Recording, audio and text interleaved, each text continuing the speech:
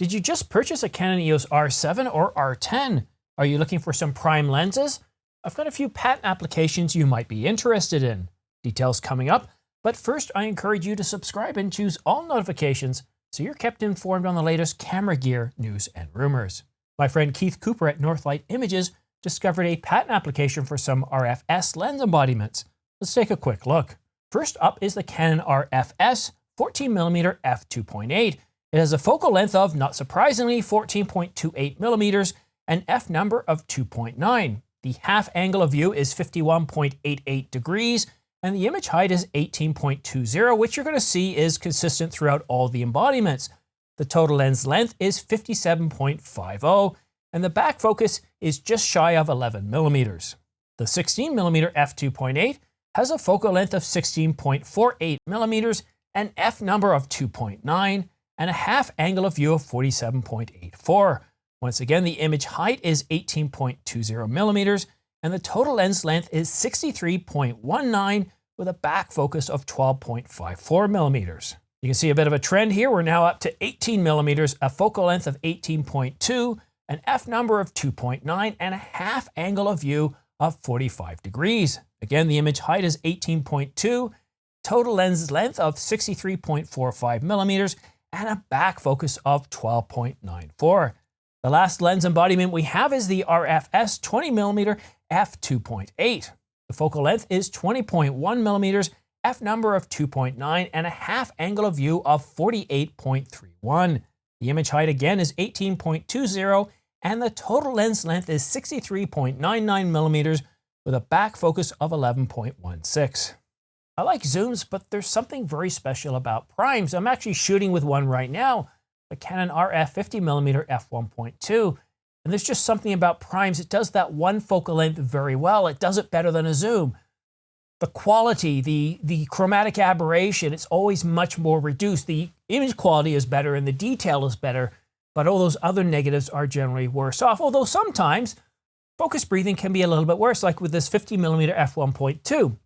Focus breathing, it's pretty significant on this lens, but for what I'm using it for in this type of video situation, I've never really worried about focus breathing. It's never been an issue for me. So which of these lenses would you like to see Canon release? It doesn't mean that we're going to get all four of them. The patent application indicates that there's 4 different embodiments or versions that we could see. We might just see a 20mm, maybe a 14 or a 16, or maybe an 18, or maybe we'll see a couple of these. Personally, because it's got a 1.6 crop, the R7 and the R10, the APS-C cameras on the Canon line, I would like to see a 14mm first. That would be really exciting because you multiply that by a crop, that's equivalent to a full frame of around 22mm. So I'm really excited. Now again, this is a patent application, so while Canon has been working on different embodiments for our FS lenses, yes, they've been working on it, but doesn't mean we're going to see them anytime soon, or that we'll see them at all. But I think there's a pretty good chance we might see a couple of these primes, maybe as early as late this year or maybe into next year. It's just really hard to say, but I really do love lenses. And speaking of camera gear, I want to share with you something. I got this today. It is the Canon EOS R1. You wouldn't believe me anyhow, but it's something almost as special as the Canon EOS R1. So forgive all the rustling of plastic. I think you'll understand once I pull this out. This is a receipt. I think I already know what's on here, and without my glasses, I can't read it anyhow. And let's see, what do we have here? There's also a nice t-shirt in the bag too. So what do we have? What side am I showing you? Nothing. You can't tell at this point. So it's a big box. Yeah, let's, does this help at all? No, it doesn't, does it? What about this? This, I don't have to give this back. I actually bought this today.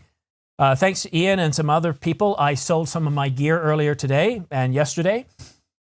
So that helped me trim the cost of the Canon RF 100 to 500mm f4.5 to 7.1 L series image stabilized USM lens. I've had this for hours. This is the first time for me taking it out of the bag. It's just been a crazy day. Absolutely crazy, the amount of things I've had to do. And I'm physically exhausted. I just did 2 hours of rehab to improve my back and everything. And I'm just opening the box right now. Do you want me to open and take, would you like to see what's inside? All right, let's open up. I haven't even opened it yet. Here's the serial card, so I probably should register that. So this now gives me 3 L series lenses, although I only have 1 Canon full frame body, but that would allow me to move up to the platinum level with Canon CPS so I can get more lenses and bodies sent to me just to be able to test out and not have to pay, which would be really, really nice. And so here it is. Drum roll please. If I did that slow enough, we could probably do the soundtrack to 2001 Space Odyssey when they're in space. This is actually, I wish I had my glasses with me here, but this feels, I've had the EF 100 to 400 millimeter, and this just feels like a much better, much better built carrying bag for it. Although I wouldn't walk down the street holding it like this. I just don't feel confident that this is, gonna hold. I wouldn't want to test my warranty on this. Here we go. Oh my God, look at all this stuff in here. Yeah, okay. Yeah. This would work better, a strap. And by putting this in here, that's Canon's way of saying, yeah, don't hold it this way here. If you want it to fall, that's not smart. Oh, this is heavy. Heavy, heavy, heavy. I haven't even put this on the camera yet. Oh, that's heavy. That's the way I'm holding it. It's actually not a very heavy lens. It's lighter than the EF version, the version 2. Oh. I can't believe I now own this. I really can't. And you know what the kicker is? It's supposed to rain all weekend. I want to take this out. I want to try it out. I really do. And honestly, I really love, and you'll notice it's not there, but the 800 millimeter f11. I stand by how much fun that lens is. This was $4,200 Canadian, based on regulars, suggested retail price. We have a 13% sales tax in the province. So, yeah, 4,200 Canadian. US, this is around, what is it, 20, getting the Canadian price. I think it's $28.99. It's definitely not cheap. It's more expensive than my 50 millimeter f1.2. Oh, that feels really good. So let's adjust. I can't tell what that says, but I believe it might help to have my glasses because I can't. Oh, there we go. I was trying to, without my glasses, it says, I think, smooth and tight here. That's what I remember it saying. And I was trying to turn that, but that's actually part of the lens. It's the ring here that I need to adjust. And if I go to tight, there's quite a bit of resistance. But if I go to smooth, very, very light to the touch. But who cares about this, really? I want to get this out in the field. I want to start using it with the Canon EOS R5. Wow. I'm pretty excited by this. And of course, with the lens hood, well, that's a pretty serious Canon, isn't it? It does look like a Canon. Wow. Wow. Wow. Thank you. Thank you for watching, because I got to be honest with you, if I didn't have as many people watching these videos, I wouldn't be able to afford incredible luxuries like this. And to me, this is a luxury. Most of the time, the income I get is derived from the work I do on this channel, producing videos, producing news and rumors. It's not actually out there using this lens to produce content for clients that pays for this gear. It's actually everything I do on YouTube that pays for the gear. And wow. And I watched tons of reviews. I really thought about this. At the same point, I almost thought about getting the EF 100 to 400 millimeter version 1. I owned it before with the Canon 70D and I loved it. But as I thought about that, I realized, well, the 90D, the R5 has a lot more detail. It's a 45 megapixel sensor. It's got a Digic X processor. It can capture an awful lot of detail, not just in stills, but for video. And I thought, don't get the version 1, at least get the version 2. When I looked at the price of the version 2, I thought, well, if you're going to spend that much on the version 2, might as well get the RF version. There are some limitations of the RF over the EF version. So for example, I can put a 2x extender on this. I got one right here. But That's it. You can't stack them. And I know what you're thinking. Why would you want to stack them? There's many issues with stacking it. The point is, with the EF version, you could stack a 1.2 and a 2.0. You could stack multiple 1.4s. And it's going to allow you to do that. Here, you can't stack multiple extenders on this RF version, the 100 to 500 millimeters. Also, I would have to set it to, I can't even tell. I think that's 300 right there. I'm just guessing. You'd have to move it up to 300 to 500 to be able to put the extender on. And once it's on, it won't let you go below 300 millimeters. It's a little bit annoying, but at the same point, if I'm putting the 2x extender on, you know, I'm pushing past 500 millimeters. I want to go past 500 millimeters. So to go the effective of 600 to 1,000 isn't all that bad. And of course, with the R5, I can go into crop mode, and that can even increase that a whole lot further. So I'm really excited to try this out. Hopefully the weather holds out. I'm super excited by this. But what I want to say right now is where I bought this. If you're not living in Canada, you can probably click off at this point. But what I want to share, because I know that buying camera gear is very, very expensive.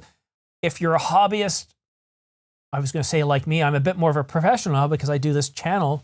It's a pretty serious amount of, it's a full-time job. I essentially have 2 full-time jobs, my day job and this channel that helps me fund this. But a lot of the gear that I buy in Canada, I buy it through Patrick at Downtown Camera in Toronto. And he ships throughout Canada. So if you want to buy whatever gear you want to buy, he'll ship it anywhere in Canada. He doesn't ship to the US. But one thing I'm really impressed with Patrick is the customer service. You're going to find the lowest prices in the country. And if you do find a price anywhere else lower, I can guarantee you Patrick's going to match it. And if you mention my name, if you give Patrick a call, I've got his information down below in the description. Give him a call or email him, and you'll get a little something extra. But I guarantee you're not going to find a better price anywhere in the country. And if you think, looking at an R5, or you're looking at a 100 to 500, or you're looking at an R7, whatever it is you're looking for, they have everything. It's not just Canon. It's one of the biggest stores in the country.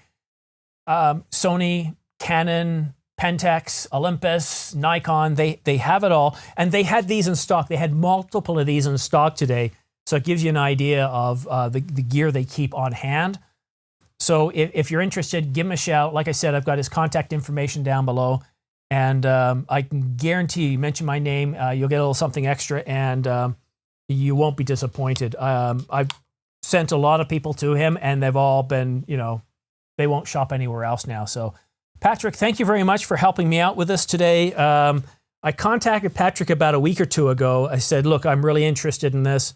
I want to see how he could help me out with this. And I knew I had to sell the 800 millimeter and a few other kit. So I was able to put down about half of it in cash and the rest on credit cards. So that's a problem for me to worry about in 30 days. But now I will take some footage of this. I'm really eager to get out there and shoot with this. But anyhow, if you want to stay up to date on the latest camera news and rumors, or what I end up shooting with this thing here, go ahead and subscribe and choose all notifications. Choosing all notifications is important for you. As soon as I publish a new video, you'll get notified by YouTube, so that way you can stay up to date on the latest camera news and rumors, or whatever I happen to do with the new products that I purchase. So yeah, I'm really excited by this. But again, thank you so much for watching. I know the last half of this video hasn't been that entertaining, but thank you so much for watching. We'll see you again soon.